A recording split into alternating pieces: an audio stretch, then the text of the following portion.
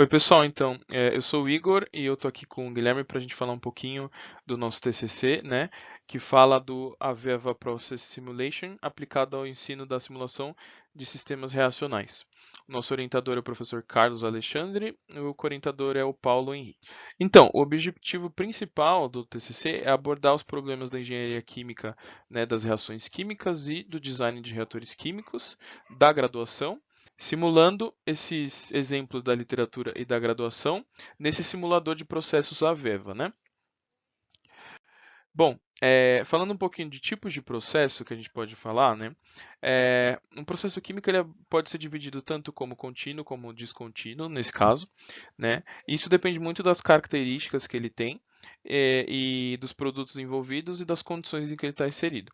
Um processo descontínuo ele acontece quando a capacidade de produção é mais baixa, né?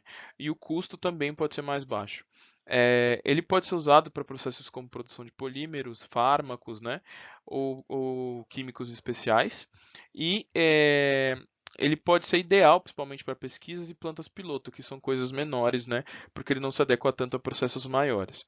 Os processos contínuos, eles são processos que acontecem com entradas e saídas constantes. Então, eles são em larga escala e são usados muito na indústria, né? Eles ajudam a controlar a temperatura e a composição do processo ao longo do tempo, e eles normalmente nunca param na indústria, apenas em raras ocasiões. Para falar um pouquinho de reatores químicos, né, a gente pode dividir eles em algumas etapas, mas definindo o que é, né, eles são tanques geralmente, né, recipientes, né, que recebem a mistura dos reagentes para ocorrer a transformação química dentro do nosso processo, né? Então é lá que isso ocorre. É, basicamente, eles são divididos em batelada, que é esse primeiro, que é descontínuo. Então, ele é um reator fechado que não tem entrada nem saída. A gente coloca tudo lá dentro e acontece a reação. E a gente tem os contínuos, que pode ser o CSTR, que é o tanque de agitação perfeita, que tem uma entrada e saída. E o PFR, que é um reator tubular, né? Um reator em formato de cilindro aí que é usado na horizontal. Os dois são contínuos. Por fim, né, pensando no papel do engenheiro químico, né? O engenheiro químico nesse processo, ele é o profissional mais qualificado para projetar um reator, porque na graduação a gente aprende a transformar, né, a projetar processos em menor escala para processos em maior escala, né?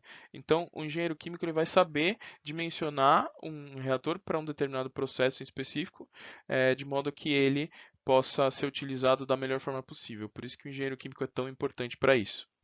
A simulação de processos é, resumidamente, a representação de um processo de transformação físico-químico, que são basicamente os processos que a gente vê na engenharia química, através da modelagem matemática.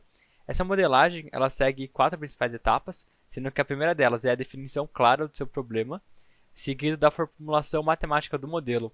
Essa formulação ela consiste numa série de equações que são obtidas através dos balanços de massa e energia do seu sistema. E quando você alia essas equações junto com uma estimativa dos parâmetros e com dados que você coleta do seu processo, esses dados podem ser tanto empíricos quanto obtidos na prática, você consegue fazer a validação desse modelo e utilizá-lo para suas simulações.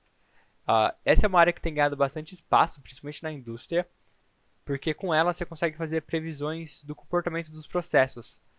Você pode fazer análise de diferentes casos, só alterando as variáveis do seu processo, e principalmente você consegue otimizar bastante as plantas que já existem, ou então otimizar alguma planta que você está planejando ou você vai criar no futuro.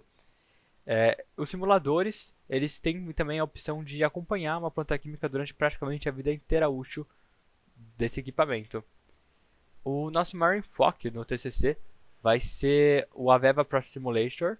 Ele é uma plataforma e ela é relativamente nova, o que atrai os olhares, porque ela busca praticamente abranger todo o ciclo da engenharia de processo numa única plataforma. E isso vai desde a simulação até o treinamento desse processo. Ela foi desenvolvida pela equipe britânica Aveva Group Inc.